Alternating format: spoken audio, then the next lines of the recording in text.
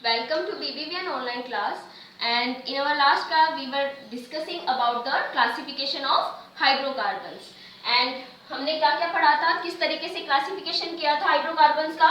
Hydrocarbons को two parts में divide किया था, acyclic and open chain, cyclic and closed chain. Acyclic को हमने फिर से दो पार्ट्स में डिवाइड किया था, saturated and unsaturated. Saturated and unsaturated को फिर से हमने टू पार्ट्स में डिवाइड किया था, branched and unbranched. And cyclic भी टू पार्ट्स में डिवाइडेड थे, homocyclic and heterocyclic. Homocyclic and heterocyclic को फिर से हमने टू पार्ट्स में डिवाइड किया था, एलिसाइक्लिक एंड एरोमेटिक, दोनों को ही एलिसाइक्लिक एंड एरोमेटिक। अब हम इनको डिटेल से आज बात करेंगे इनके बारे में। तो सबसे पहले मैं ले लेती हूँ सैचुरेटेड हाइड्रोकार्बन्स के बारे में, ठीक है। Saturated hydrocarbons and unsaturated hydrocarbons. उसके बाद हम बात करेंगे ब्रांच्ड एंड अनब्रांच्ड के बारे में। तो देखिए, अगर हम बात करते हैं सैचुरेटेड हाइड्रोकार्बन की, ठीक है, तो हम लोगों ने देखिए मल्टीपल बॉन्ड्स के बारे में बात की थी अपने प्रीवियस वीडियोस में। तो यहाँ पर जब हम बात करते हैं सैचुरेटेड की, ओके, तो सैचुरेटेड का मतलब होता है ऐसे हाइड्रोकार्बन्स जिसमें सिर्फ सिंगल बॉन्ड्स बनते हैं, जिसमें सिर्फ क्या बनते हैं, सिंगल बॉन्ड्स और सिग्मा बॉन्ड्स। तो हाइड्रोकार्बन जिसमें सिर्फ सिग्मा बॉन्ड्स बनते हैं या फिर सिंगल बॉन्ड्स बनते हैं, तो ऐसे हाइड्रोकार्बन्स को हम बोलते हैं saturated hydrocarbons. For example alkanes, क्या होगा इनका एग्जांपल, एल्केन्स। और आपको मैंने एल्केन्स के नाम बताए थे, एग्जांपल्स बताए थे, methane, ethane, propane, butane, pentane and hexane. तो देखिए, अगर कोई सिंगल बॉन्ड बना रहा है कार्बन CH4, ठीक है, यहाँ पर देखिए कार्बन के साथ में क्या है, 4 हाइड्रोजन सिंगल बॉन्ड से जुड़े हुए हैं, ओके। नेक्स्ट हम बात करते हैं इथेन की। ये तो हमने बनाया है मीथेन, एक कार्बन वाला क्या होता है, मीथेन। अगर इसी तरीके से मैं बना देती हूँ इथेन, ओके, तो इथेन क्या होता है, CH3, ओके। अब यहाँ पर भी देखिए, अगर हम इसको ओपन करके लिखते हैं तो देखिए सारे के सारे बॉन्ड्स कैसे हैं, सिंगल बॉन्ड्स हैं। सारे के सारे बॉन्ड्स कैसे हैं, सिंगल बॉन्ड, सिग्मा बॉन्ड्स हैं सारे के सारे, ठीक है। तो ऐसे hydrocarbons in which we see या we find same single bonds, then these are known as saturated hydrocarbons. For example methane and ethane, जिनको हम कॉमनली क्या बोलते हैं, एल्केन्स, ओके। तो एल्केन्स किसके एग्जांपल्स होते हैं, सैचुरेटेड हाइड्रोकार्बन्स के। नेक्स्ट हम बात करते हैं अनसैचुरेटेड की। किसकी बात करते हैं हम, अनसैचुरेटेड हाइड्रोकार्बन्स की। तो देखिए अनसैचुरेटेड हाइड्रोकार्बन्स में क्या होते हैं, मल्टीपल बॉन्ड्स होते हैं। क्या होते हैं, पाई बॉन्ड्स होते हैं, या फिर हम बोल देते हैं मल्टीपल बॉन्ड्स, ओके। और मल्टीपल बॉन्ड्स मैंने आपको बताया था कैसे बनते हैं, जब दो इलेक्ट्रॉन की शेयरिंग होते हैं तो डबल बॉन्ड्स बनते हैं, जब 3 इलेक्ट्रॉन्स की शेयरिंग होती है तो ट्रिपल बॉन्ड्स बनते हैं, ठीक है। तो अब देखिए इनके एग्जांपल्स होते हैं एल्कीन एंड एल्काइंस।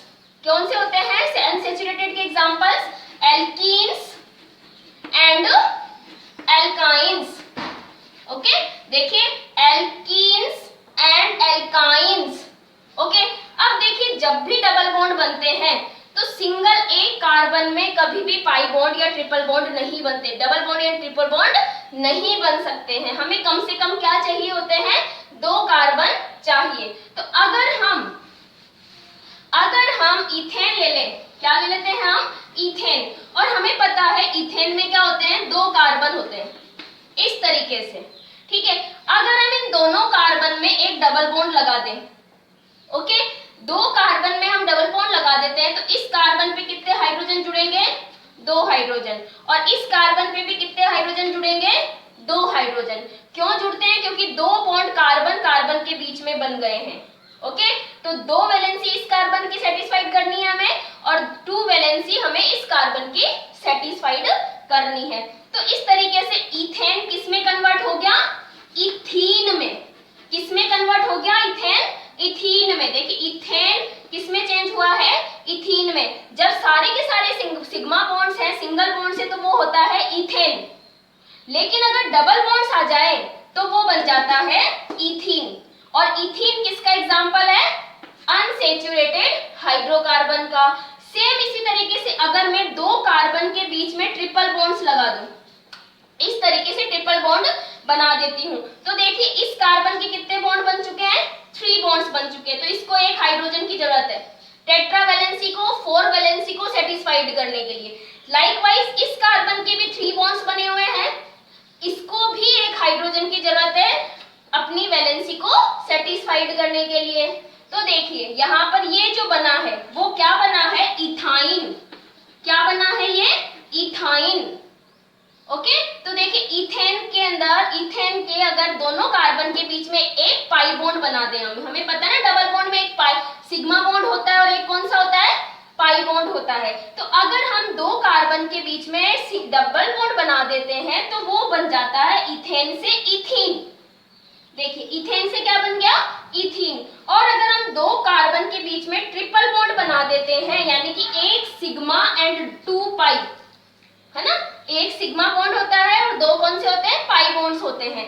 तो इस तरीके से ये इथेन से क्या बन गया? इथाइन। समझ आया? तो इस तरीके से ये ethene and ethyne both are the example of unsaturated hydrocarbons. Then unsaturated hydrocarbons कौन से होते हैं? जिनमें डबल बॉन्ड्स और ट्रिपल बॉन्ड्स देखने को मिलते हैं, यानी कि पाई बॉन्ड्स देखने को मिलते हैं। इसी तरीके से हम और एग्जांपल ले लेते हैं एक, और एग्जांपल ले लेते हैं हम 3 कार्बन्स का। तो 3 कार्बन्स का आपको पता है क्या होता है? प्रोपेन। 3 कार्बन्स का क्या होता है? प्रोपेन। 1 2 3। ठीक है, अब देखिए इस कार्बन पे हमें कितने हाइड्रोजन जोड़ेंगे हम लोग? 3 हाइड्रोजन जोड़ेंगे, क्योंकि इसकी टेट्रा वैलेंसी तभी सेटिस्फाइड होगी। इसके ऊपर 2 हाइड्रोजन जुड़ेंगे और इस पर भी 3 हाइड्रोजन जुड़ेंगे, क्योंकि हर कार्बन के हमें 4 बॉन्ड्स बनाने होते हैं।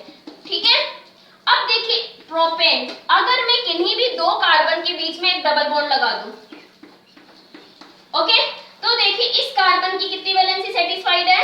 2। तो इसमें कितने हाइड्रोजन जुड़ेंगे? 2 हाइड्रोजन। इस कार्बन के कितने बॉन्ड बने हुए? 1 2 3। तो इस कार्बन पे कितने हाइड्रोजन जुड़ेंगे? 1। और इसमें जुड़ते हैं 3 हाइड्रोजन। तो देखिए ये क्या बन गया? प्रोपेन से प्रोपीन। क्या बन गया? प्रोपेन से प्रोपीन। अगर इसी तरीके से मैं इनके बीच में ट्रिपल बॉन्ड लगा देती हूँ, किसी भी 2 कार्बन के बीच में मैं ट्रिपल बॉन्ड लगा देती हूँ, तो इस कार्बन की 4 वैलेंसी सेटिस्फाइड करने के लिए एक हाइड्रोजन जुड़ेगा, इस कार्बन पे एक भी हाइड्रोजन नहीं जुड़ेगा, क्योंकि इसके 4 बॉन्ड्स ऑलरेडी बन गए हैं, 1 2 3 एंड 4। और यहाँ पर इस कार्बन पे जुड़ते हैं 3 हाइड्रोजन्स। तो ये जब ट्रिपल बॉन्ड आता है तो वो प्रोपेन से क्या बन जाता है? प्रोपाइन। क्या बन जाता है? प्रोपेन से प्रोपाइन। तो देखिए डबल बॉन्ड आता है तो प्रोपीन, एल्कीन्स होती हैं, और ट्रिपल बॉन्ड आता है तो प्रोपाइन, इनको कॉमनली हम बोलते हैं एल्काइंस।